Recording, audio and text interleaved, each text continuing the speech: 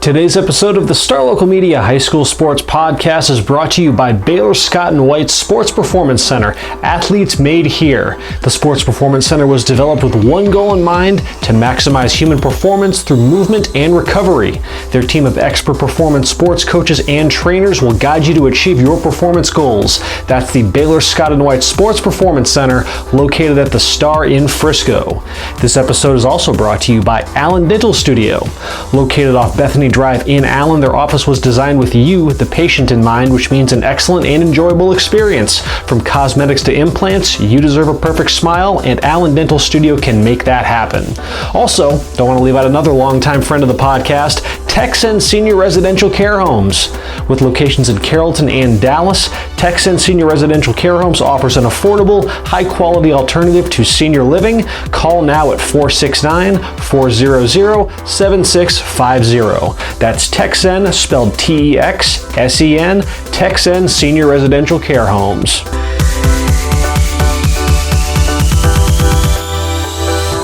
Welcome to another episode of the Star Local Media High School Sports Podcast. My name is Matt Welch, being joined by Devin, Hasson, Bryan Murphy, and Kendrick Johnson. We got the whole gang in the house on this Thursday afternoon.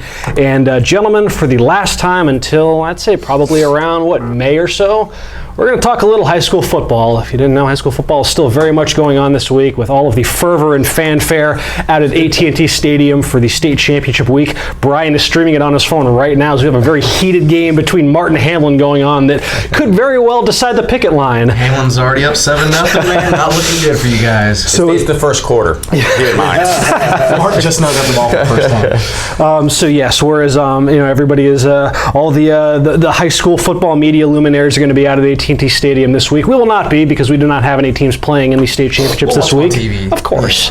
But so nevertheless, though, we are still going to close out this podcast, this coverage for high school football season the best way that we know how, and that's just simply just to kind of look back on the year that was in Texas high school football, at least within our coverage area. Obviously, a year doesn't go by where there's not a whole lot of just wild storylines and standout players and just notable talking points that emerge, because Dallas area does it pretty solid on the football field, and that includes our coverage area. So let's look back at some of the notable storylines, moments, athletes, games, and maybe a little look ahead to what to expect in 2020, wherever we want to go. This is just going to kind of be our Texas high school football year in review podcast as we bid adieu to y'all for the holidays.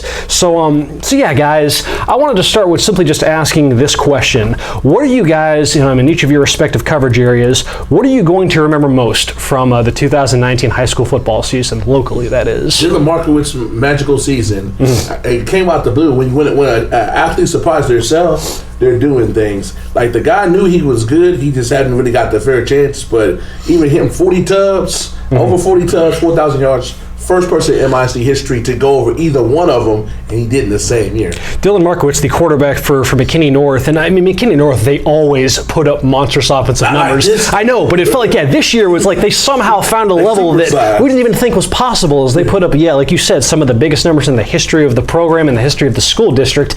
And it wasn't just Markowitz. Manny Fincher, had a monstrous year. J.J. Henry, Brandon Frazier, Noah Ford. Let's go, Mart. And then let's see then.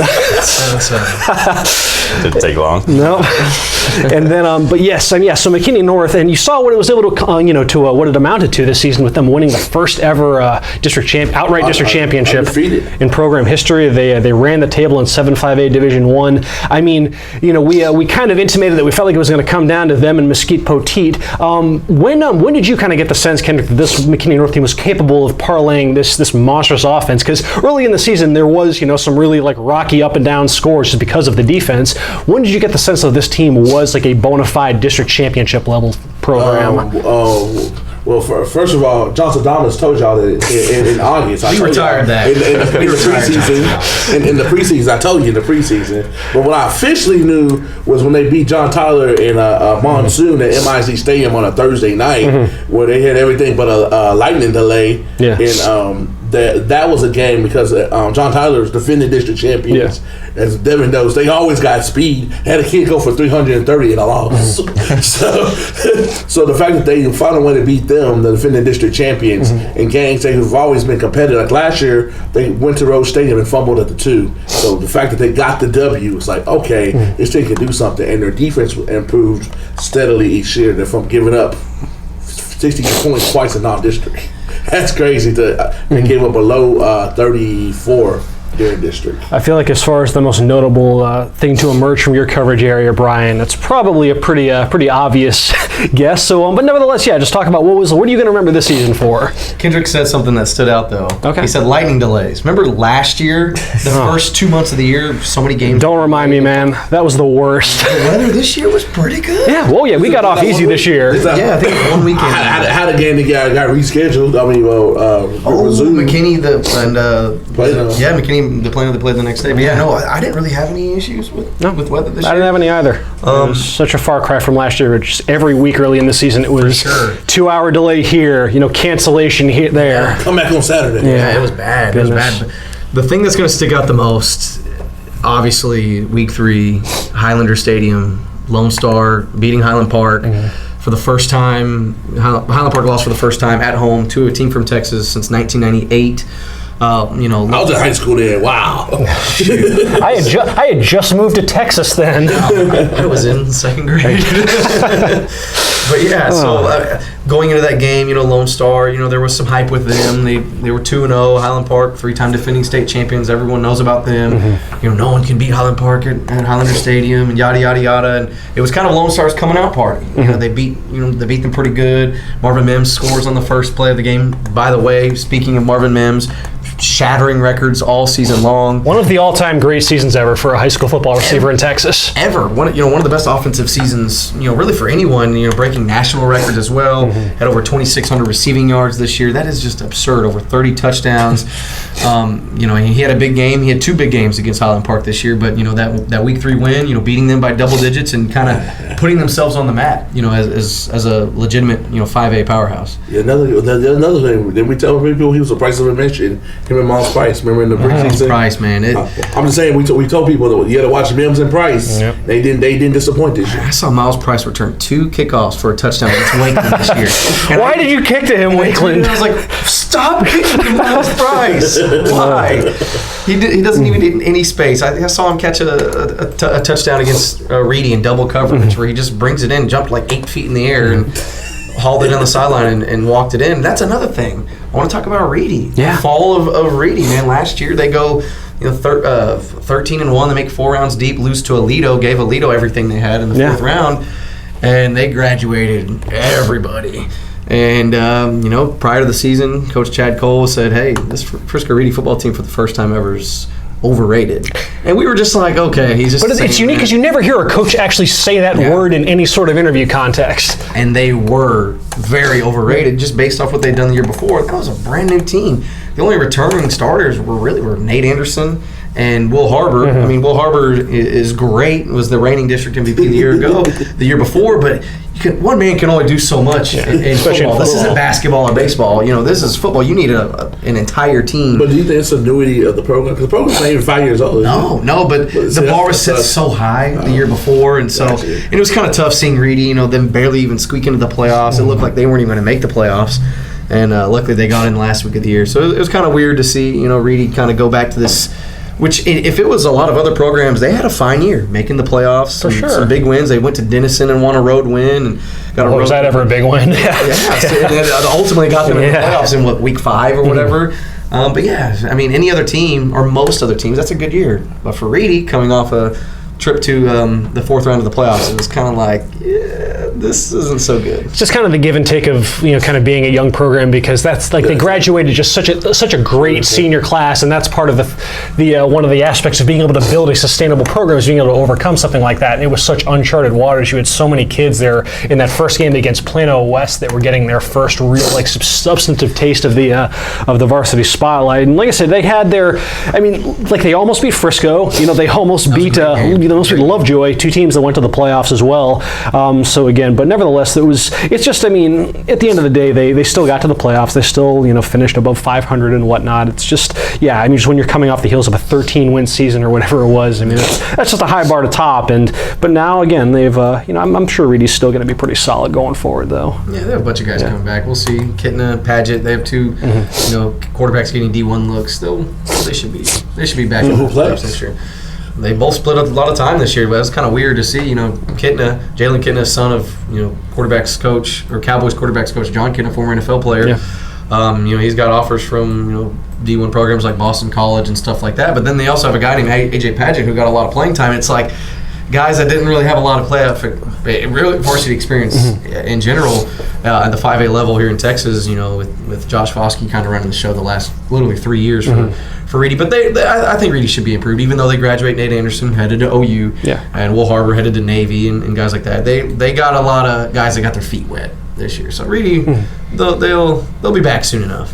Devin, how about the East Dallas County corridor with Garland ISD and Mesquite ISD and whatnot? What was the biggest thing you're taking away from your latest year of high school football coverage? Well, something that won't be answered until next year, but was there a changing of the guard, so to speak? You had 2 of the longest playoff appearances come to an end. Rowlett had the Garland ISD record. They hadn't missed the playoffs since 2005. 14 years in a row. When you think about those long stretches of Garland being really good, and I mean every GISD team has had runs over the course. If you look at the history, well, Rowlett's was the longest ever, and that streak comes to an end in somewhat dramatic fashion on the final day of the regular season. And then Horn, they had made it 11 years in a row, and that was a long streak in Mesquite ISD history. And Horn falls short of the playoffs. So you take into account Garland ISD and Mesquite ISD, 2 school districts that have been around for quite some time. For sure. And the 2 longest playoff streaks come to an end, and so you look at it. Is that just an aberration, or is that I guess signify something in the future as Rowlett and Horn are going to have to be battling back to get to the status that they've shared for the last decade? Again, those questions will be answered next year, but it certainly sets up for a different offseason for both programs as they have more questions to answer than they do have in the years past. The Horn one was that still surprises me, just because the only exposure I got to them was covering that game against Mesquite where they beat them by 3 touchdowns and just looked worlds better than the Skeeters. And then just to see how much of a contrast those 2 programs went from that night is still surprising to me. Yeah, Horn. They battled some injuries. They came out and they stomped John Tyler in the first game of the season, beat him 39-17. And then, like you mentioned, they had no problems, with Mesquite, a Mesquite team that went on to make the playoffs. Oh, yeah. And they just couldn't really put it together. They struggled finding consistency on offense. They had some injury issues. Injuries were a big issue for all the Mesquite ISD teams this year. But yeah, I mean, they just kind of lost it and down the stretch. And again, that was a very, very good district with Longview and Rockwall. So in games like that, there's very little wiggle room. But yeah, it was just one of those seasons where it just kind of snowballed on them in terms of the bad things going downhill. Devin's 60-yard touchdown for Hamlin. As you finish that sentence. Not worried about it. Me, on the other hand, because you think of what it took though for a team like Rowlett to miss the playoffs, and just in hindsight, dude, have you ever covered a district quite like what 10-6A had this year? Well, it was just the moving pieces on that final day, not just who's in and out of the playoffs, but who's going to what division and how it affects seeding. I mean, it all came down to that final day. And it was fun. You see that from time to time, the way, especially when you're talking about the one thing that didn't really have over in 10-6A was the point differential aspect of it. And that's what you've seen in a lot of districts coming down in a lot of these playoff races is when so-and-so has to win or can lose, but they can only lose by so many points. That's when it gets really interesting. And because especially in the second half of those games, you start, why are they making the decision to do this? Why are they kicking a field goal right here? Why are they?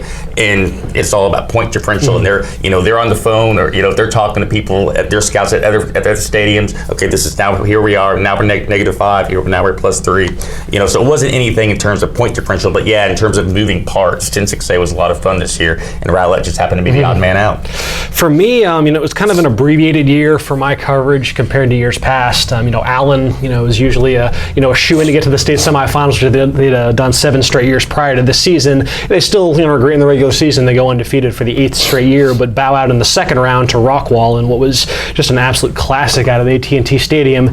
Plano ISD did not offer a whole lot in terms of real fervent winning football. They combined for just 7 wins between the 3 high schools this season. Props to Taylor. Taylor called it. Yeah. And then, but you had then over in the private school ranks, the last team standing of my coverage this season was none other than John Paul II. We all predicted that, of course. And I just that's going to be again the most notable takeaway from me this season is just the coming out party for John Paul football finally. And just I think back to just all the years covering this this John Paul program. We'd get back to the office every Friday night. We'd be putting in scores into the playbook, and I'd be looking up and on. John Paul lost by 45 again. I mean, it's a program that has just fallen on such tough times for so many years. Even so much as getting a district win, they went a whole decade without doing so. Even so much as winning multiple games in a season was such a chore for them. And then to see what that program has come from. With they're a few years removed from a 33-game losing streak and multiple 0-10 seasons, and you're seeing right now with Plano West the kind of toll that can have on a program and on kids and whatnot.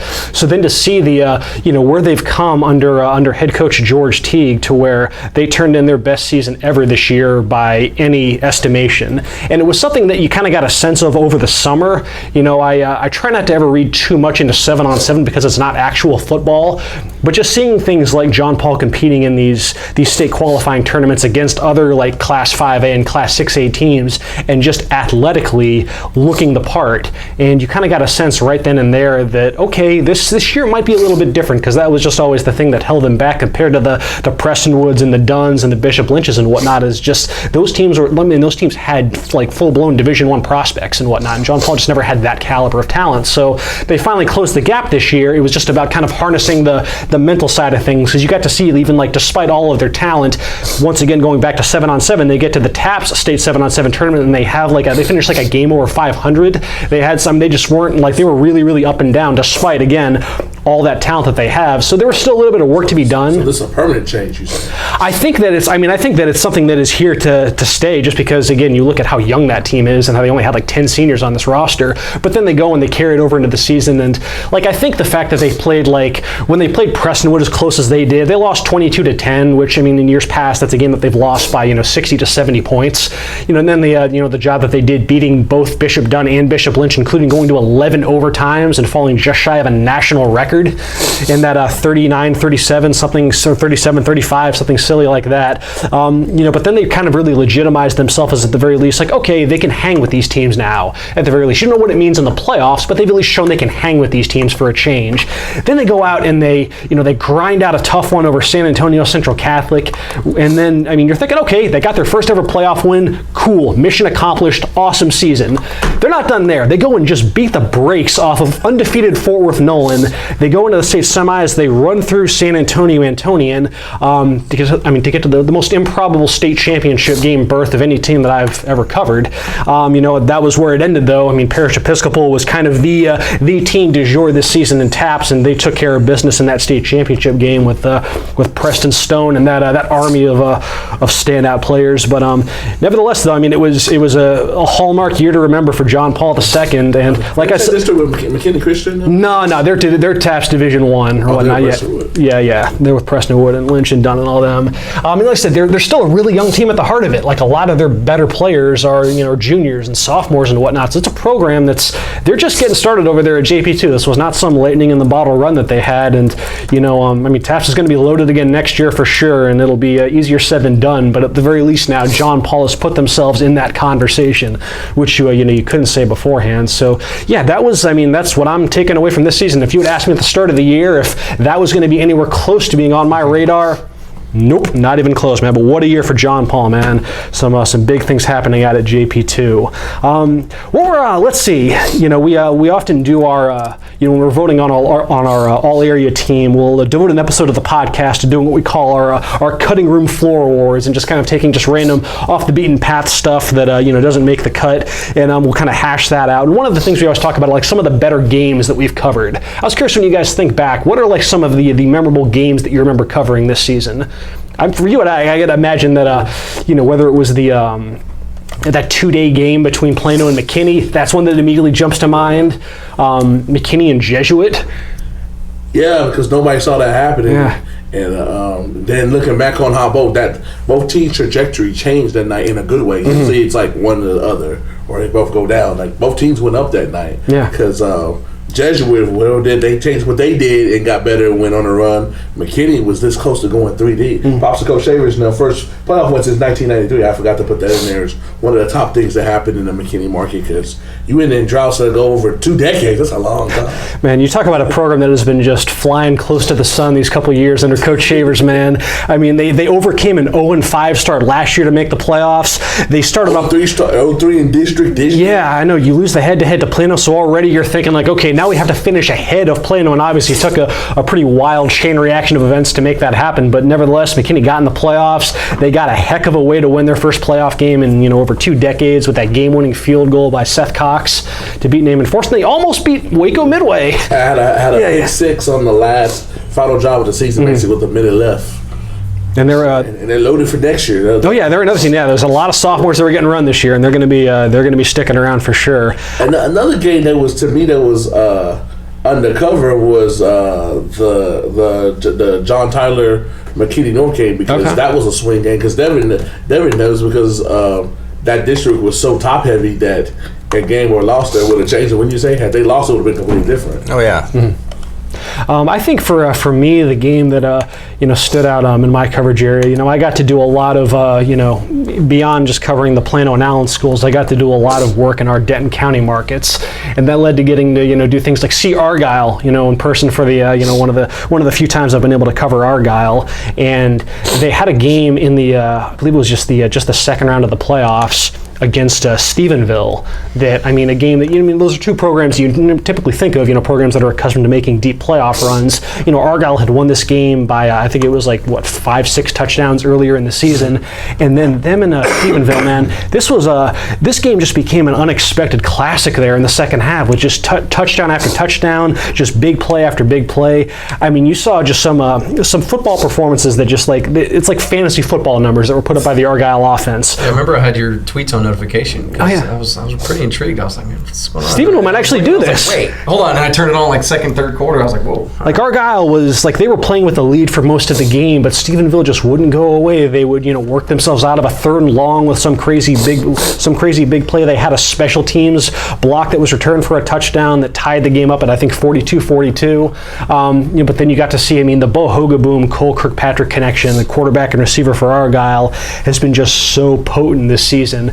And you got to see, it was as impressive as it's looked all year. You had Hogaboom that had 8 touchdown passes in that game, 5 of them to Kirkpatrick, including in the second half when, again, they just could not fend off Stephenville. So whenever they needed a big play, just throw it up to Cole Kirkpatrick and he'll go get it and he'll do incredible Cole Kirkpatrick stuff. And it led to a game that, I was going in there kind of expecting it to be Argyle's probably going to win this game pretty handily and won't be a whole lot to really, write about in that regard. I wasn't thinking I'd get maybe the best game that I'd seen all year. And yeah, it was a very unexpected surprise there between Argyle and Stephenville in the second round of the playoffs. We have our first state championship official review. Oh, wow. Mart stopped on 4th and goal at the goal line. It's close. Did he get it? Are you watching it too? No. I just have it on the Twitter. Yeah, I'm looking at. I'm not actually streaming it. I'm doing both. My stream's kind of behind, but yeah. So we have a first official review. I don't think he got that. Interesting. Pylon didn't move, I don't think. No. Well, while they review that, how about a double overtime, thriller to host a playoff game in the first round? What I'm talking about is the Colony and Frisco Independence. Yeah. Late in the season, 5-5A Division I. We all knew Lone Star was going to be number 1, and then 2 through 4 was all right, well, how are we going to play this? How are we going to figure this out? Who's going to avoid, who's going to have a little easier path the first couple rounds of the playoffs too? And well, Independence, they held on in double overtime. You saw in the first overtime, both extra points were blocked. So the Colony, they had the ball first, they score, and the kick is blocked. And I'm like, oh my gosh, Independence scores immediately after, 4 plays in the first overtime. And I'm like, here it is, Independence is about to win. Kick blocked. And so then Independence gets the ball to be in the second overtime. I'd never seen that before. I'd asked Rudy Rangel and Coach Story after the game. Have you ever witnessed anything like that? Not only going to overtime, which regulation was crazy in itself, and then to have both kicks blocked, and they said no, nothing like that has ever happened, at least to me. But yeah, and then the Colony gets stopped. So Independence gets the ball back, gets the ball first in the second overtime. They score, kick is not blocked. The Colony then gets the ball, then throw an interception in the end zone. So it was wild. The Colony had a 24-14 lead in the second half of this game. In the fourth quarter, I should mind you, they had a 10-point lead. Independence goes on and scores 17 unanswered. The Colony actually kicked.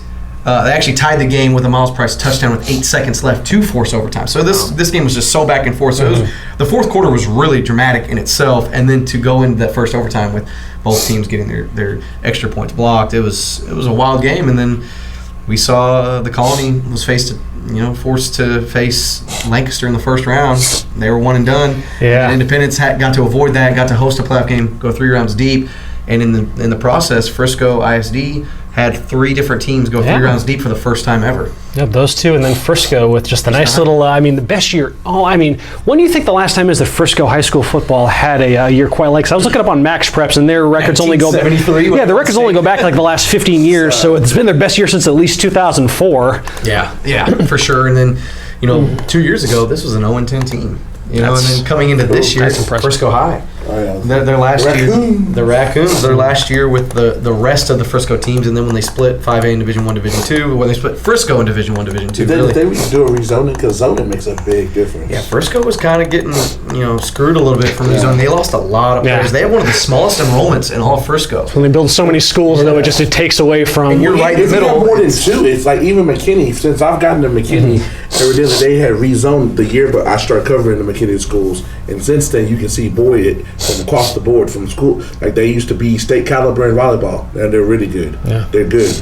State caliber in soccer, they're good. Football, playoff, below average. Just kind of level out the playing field between the 3 schools. So that was districting, those people, the politic people be messing these schools up. I don't know what they're doing, but it makes a big difference. In the mid-2000s, the mid part of this decade, 15, 16, 17, Frisco took a big hit because you think, they were really good. Schools. Yeah, when you think, okay, the early part of the decade, their football teams were pretty good. Their volleyball teams were really, really good. Yeah. The other teams were pretty good. And then now it's like they took a huge hit, losing kids to Reedy, losing kids to Lebanon Trail, losing kids to Wake, all over the place, over the last decade. And to see them, bounce back and make the playoffs last year and then win the district this year, go 3 rounds deep this year also, it's really impressive. With a first-year head coach in Jeff Harper. The piggyback what you're saying, your other viewership is about to go through that, your readership. Prosper. It's coming. It's coming. They just set the bar super high, but they now have Rock Hill opening next year. And they got the 2 schools after that. Right? They're about to go through the same thing. And you can see it. Frisco made it 3 rounds deep in 2011, 2012, 2013. Yeah. But then other places open, and you see it dip. You see it in every school district, but especially a school district that is just growing. And opening high school after high school. A lot of these school districts, you'll see it. Open a high school, wait 6 or 7 years, maybe open a new high school. Frisco does it every 6 or 7 months. It's. I think they just opened one right now. And I've been incredibly lucky the last few years. Even my expected stinkers turned out to be some really great games that went down to the wire. This year was about the exact opposite of that. Even when I had a high-profile matchup, like what? It just didn't turn into. Well, even last week. What high-profile games did you have, Devin? But Poteet, McKinney North, West Mesquite, McKinney North, games like that. Seth McGowan goes out. Stuff like that. The one exception, the one game that actually did live up to the hype in terms of being memorable was the Hammer Bowl with Rowlett and Saxe. We talked a little bit about the playoff implications, going in. Or just in that final day of the regular season. How long has it been since the Hammerleys were even the principals at Saxe and Rowlett? It's been a little while, but they still come out to the game. Well, yeah, they were there when it started. They had the trophy. They got everything. It's going to be the Hammer Bowl. We got a hammer on it. They present the trophy every year? Yeah. Oh, yeah, they trade it. Whoever gets it gets the hammer. Do your alumni history. Saxe never won the Hammer Bowl. We were terrible. around the late 2000s. Yeah, but these were two teams who had really struggled offensively all season long, which has been uncharacteristic for what they've been. But they've saved their best for the final day of the regular season because Rowlett jumps out 14-0. Sachse comes back and takes the 18-14 lead at the half. They go back and forth in the third quarter. They continue it in the fourth quarter. They combine for 36 points. Rowlett scores a touchdown with 21 seconds left. Keep in mind, we're thinking this is for playoff seeding at the time because they came in as the top two. They had both been going Division I. We've called it the Avoid Allen Bowl in years past. So the seeding was a big deal. Well, they didn't know what was going on across the way at HBJ either with Naaman Forest and Lakeview. In a game, a lot of people thought Lakeview would win handily. That was not going according to plan as Naaman Forest was actually ahead of Lakeview. So Rowlett scores again, 21 seconds left to cut it to 42-40. They have to go for two in the tie. Sachse defense comes through, stuffs the run, and they're able to recover the onside kick, run out the clock. So Sachse gets it. They're going to be the number one seed in Division I. Rowlett's going to have to settle for Division I. Well, as they're shaking hands after the game, Naaman Forest scores and then has a pick six late to stun Lakeview and win that game. And that puts Naaman Forest into the playoffs, knocks Rowlett out, knocks Sachse from the number one seed in Division I to Division II to have to play Allen in the first round. So for Rowlett, it was just a double gut punch because in a matter of minutes, you went from having a chance to make the playoffs and be the top seed in Division I to being left out altogether for the first time in 15 years. And then and then with Sachse, obviously you go from, okay, we're in the playoffs and we're going to be able to host a playoff game to, no, we got to go to Eagle Stadium. But, that game, like I say, was just back and forth all night long, really entertaining. And just one of the few. Again, it's always extra special because it's a rivalry game and because those two fan bases are two of the largest, two of the most active out there, so they always draw good crowds. And so it was a fun night in a season where, like I say, a lot of games kind of fell flat from entertainment from from that standpoint. When you talked to Rowlett after the game, did they have any idea what the Naaman score was? Oh yeah. They knew? Oh, yeah. No. During that game, because that game was crazy between Sachse and Rowlett, they had people keeping up with the Naaman score on the sideline? They're still, relaying it. And those coaches are coming out, they got the live feed because we were watching it, in press box. And they're well aware of what's going on, especially if it's going to have an outcome on. So when did they find out they weren't going to make the playoffs? On the field, right? Literally, they told the players right after the handshake line, they came back and said, by the way, Naaman Forest. That's when tier season began? Yeah, these day and age, some of these players though, they can get on there. We've talked about it before. These players are tweeting their highlights at halftime sometimes, depending on the program and what coaches allow it. So you don't think they're jumping on their phone right after the game, looking to see what's crazy. And bro, I just took that touchdown 10 minutes ago. He tweeted it. Or some of these kids, they start getting a little buzz. They got somebody, a family member, girlfriend, or somebody. I suggest you not doing that. Have them doing that in the middle of the game. Well, it's like when you have NBA stars doing it, like Luka the other night. He tweeted great W against the Bucks, and the Bucks started coming back, and he deleted the tweet. And then after the game, he tweeted again and put a bunch of laughs. So when they're doing it, of course, kids are. At least he's not doing it from the bench during the third quarter. At least he was in Dallas. So I don't think he was there. No, he was in Dallas in the game. So, but if it was like he was, subbed out, and he immediately got on and started tweeting. So. Today's podcast is brought to you by Star Local Media. 14 newspapers and websites with a print distribution of 270,000 homes and monthly page views of 600,000 online. Star Local Media, your community voice for news. And now, let's get back to the podcast. One of the big storylines just from this season that I was talking about Plano ISD earlier and how again on the field it was a rough year for Plano ISD. They missed the playoffs as a school district for the first time in 30 years. Yes. But earlier in the season, you talk about just major stories that developed and ones that kind of came completely out of the blue. As I'm putting together my every time at the end of the year we always do our top 10 sports stories for each of our specific markets. And as I'm just running down the list of candidates for Plano this year, there's no question this is number one, and this is the story, the saga between Plano ISD and the football game in week 2 between Plano Senior High School and El Paso Eastwood, a game that took on a scope and a level of significance that nobody could have seen coming. You talk about one of the crazier 24-hour news cycles in my time on this job, and I still remember where I was, that afternoon. I was out shooting a volleyball tournament out in Northwest ISD when I get the email with the press release from Plano ISD ISD saying that they've canceled the game between Plano and Eastwood, and I'm just having to process that for a quick second, because you knew the game was happening, and obviously we knew beforehand the matchup with obviously the events that happened over the summer with the shooting up in El Paso, and the proximity of the Walmart where it took place to the Eastwood campus, and how that community in particular was really impacted by that. And then you find out later on that it was the shooting was done by a former Plano Senior High School student. But at no point did it dawn on me that maybe they'll cancel the game. Not because at the surface you're thinking no, this would be a really unique chance to kind of bring these two communities together, and for Plano to really kind of help these El Paso folks kind of cope with what's got to be a really, really trying time. So when you get word that they've canceled the game for for unspecified security reasons and whatnot, and safety concerns, you look at just what kind of the trickle-down effect from that. And I mean, you talk about a school district getting raked over the coals and just taking it just from all comers. I mean, the entire state was coming at Plano ISD for this decision and just ripping them to shreds for just the how could you do this to to these El Paso kids. I mean, this is a chance for, again, they're going through such a tough time, and there's a chance for you to take them in and just really kind of give them something to really kind of help them cope with this, and instead you're shutting them out and whatnot. It was a really rough 24 hours for Plano ISD, and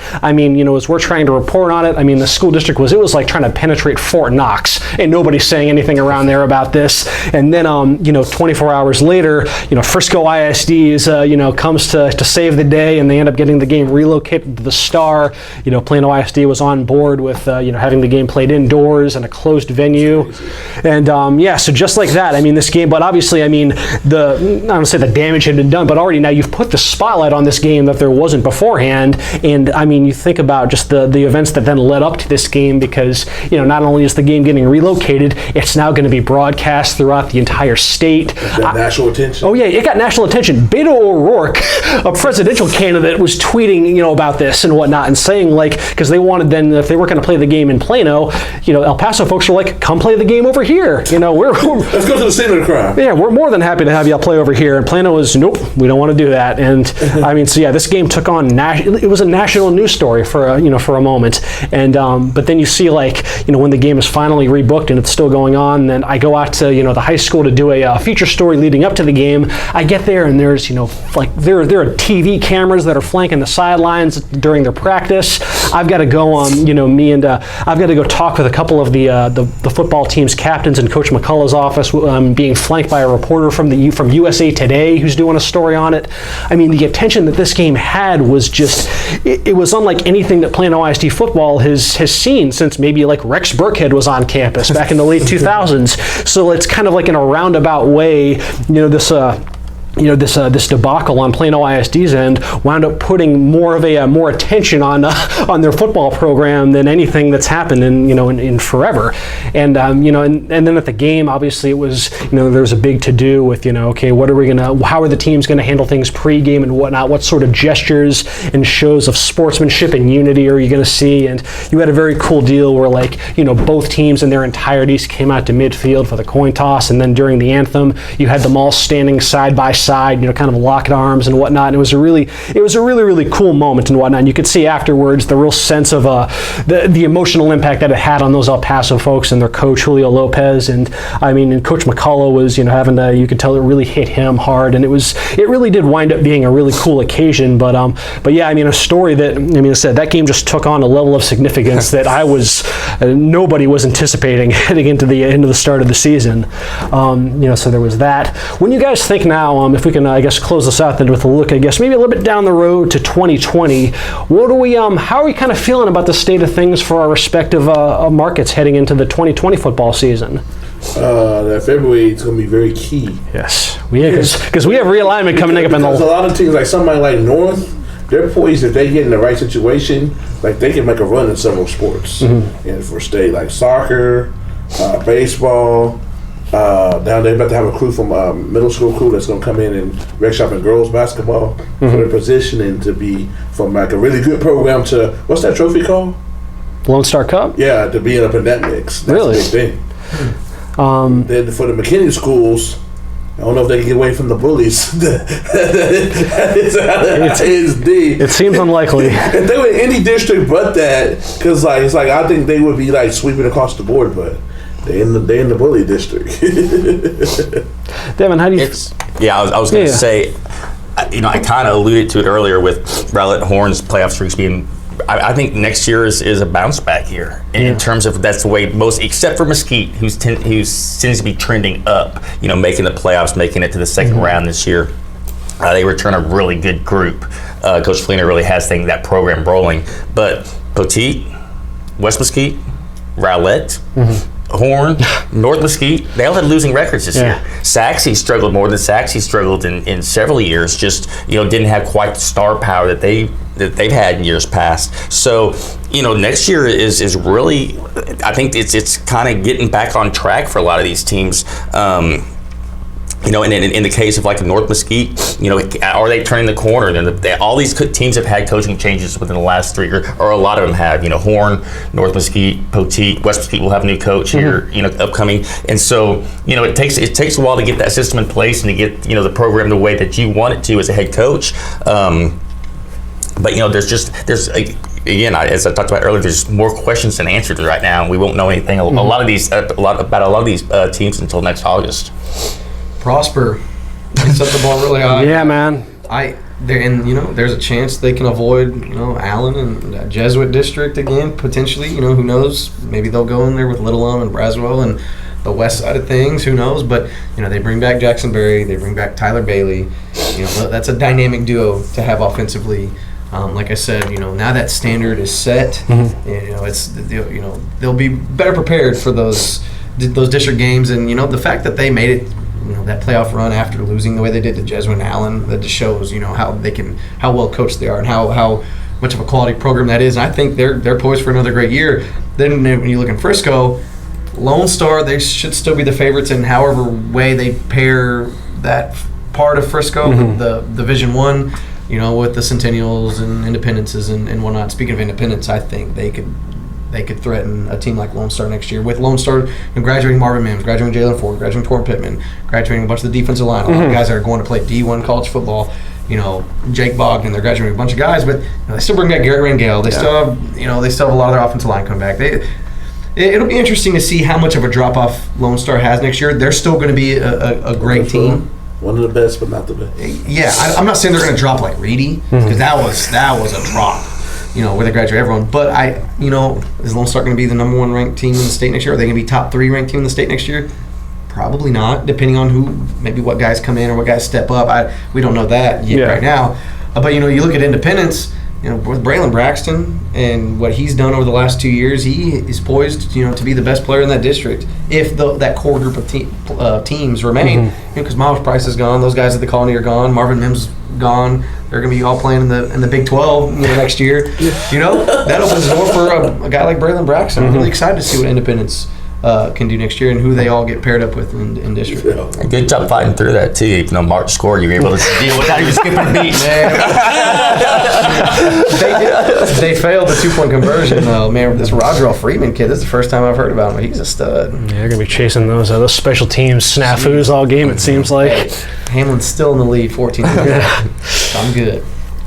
For me, we haven't had a chance to really talk a whole lot about Louisville ISD, for this episode and whatnot, and that had like one of the cooler storylines and whatnot for a specific program for us this season with Marcus, kind of coming out of the woodwork and having the year that they had. Oh yeah, this Marcus's best year in a long time, and you kind of got a sense that based on some of the upgrades that they had been making with their passing game and having a legitimate Division I signal caller and Garrett Nussmeier, and then some of the receivers they had with J. Michael Sturdivant and Jaden Robinson and whatnot, that this was a chance that they could they might actually be able to get away from being a team that just runs the ball 70% of the time, and they might actually have some semblance of a passing game, and they wound up having one of the best offensive years of any program in the area. And both Nussmeier and Sturdivant are going to be back next season. There's a lot of youth on those skill positions, and I think that Marcus could be poised for another pretty strong run. Same for a Louisville team. Louisville, as we continue to warm ourselves up to Louisville just being a routine or just a regular playoff team and whatnot, Louisville had a really good season too. and had one of their more explosive offensive years in some time, and there's a lot of continuity there with Taylon Green at quarterback, and then the receivers, Armani Winfield and Isaiah Stevens. Louisville's got a lot of good things to look forward to over there under head coach Michael Odell. With Allen, it's all about that quarterback position. It's like when you're the quarterback for the Dallas Cowboys. There's just a spotlight on that position like there is for only a few programs in the state, just because of some of the names that have occupied that post in recent years. And Allen once again enters the offseason with his quarterback having graduated. Raylan Sharp finished off his season in impressive fashion. He was named the district MVP out of 9-6A. And whereas last year, you had when Tisdale was getting ready to graduate, Grant Tisdale, you were able to see enough of Sharp and garbage time and whatnot, and you got to say, okay, if this kid's going to take the reins, then Allen should still be in all right hands. I'm not entirely sure who the successor is at this point. All eyes on the transfer portal. All eyes on the transfer portal. I was funny feeling that Lone Star and Allen would never be without a quarterback.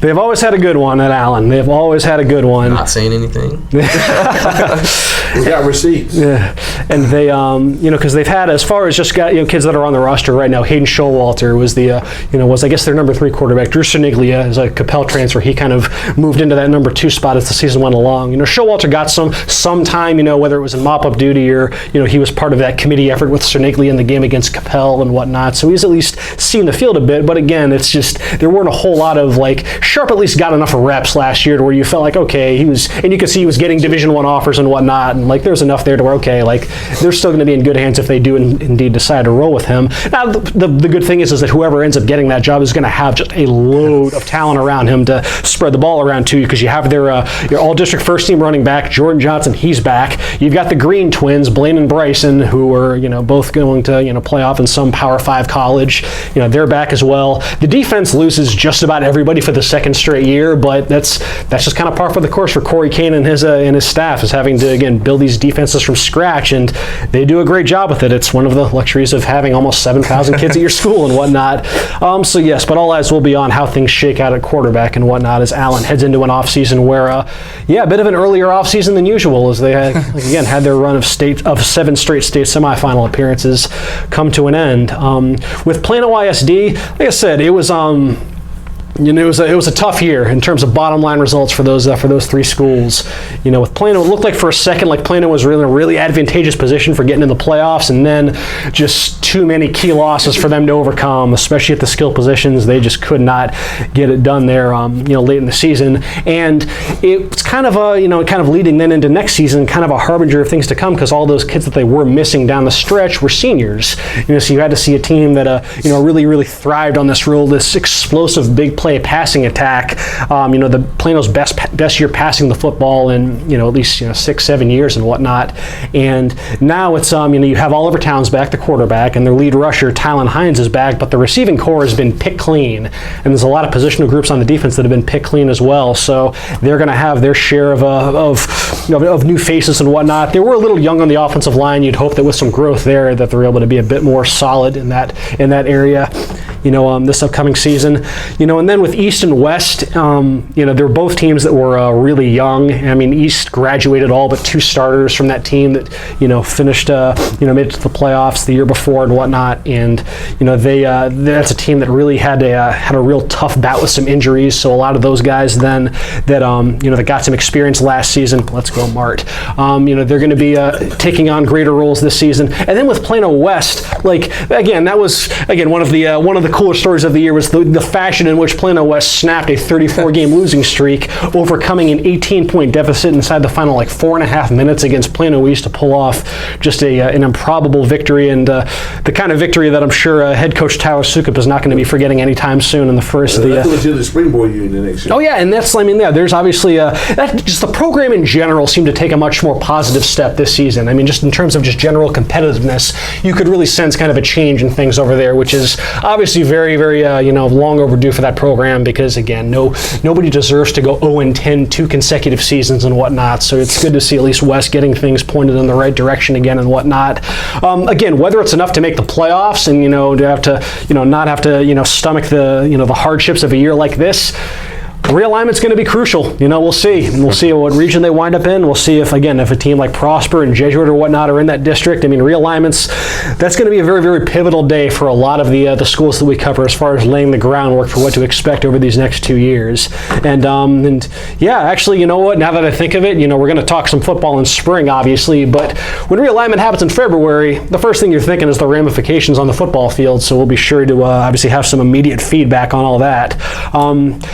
Man, guys, that is all I can think of. I feel like we've covered just about every crevice of our coverage area from this season. What a fun year it was in high school football coverage for us. It's a bummer we couldn't get anybody out to Arlington. You know what? There's always next year. So we'll see. We'll see what happens. So yes, that'll do it for this episode of the Star Local Media High School Sports Podcast. We will be off next week for the holidays. So happy holidays to you and yours. I appreciate y'all for checking out this podcast. It just dawned on me too, guys. This is the 200th episode of the Star Local Media High School Sports Podcast. I meant to lead off with that. I didn't have it in front of me. It just now dawned on me. I have no notes in front of me for this episode. The first time I've worked without any notes and whatnot. So, but yes, we got here. Yeah, 200 episodes in the books, guys. So yes, thank you to everybody who has been along for the journey and whatnot. We're still going to keep. Shout out to Justin Thomas and Taylor Ragland and Tim Glaze and all the other reporters that have done great work for us over the years that have moved on to different pastures and whatnot. So, but yes, we will just keep this train going into 2020. We will talk some basketball when we get back. Folks, you enjoy the rest of your week. Happy holidays. We'll check y'all later.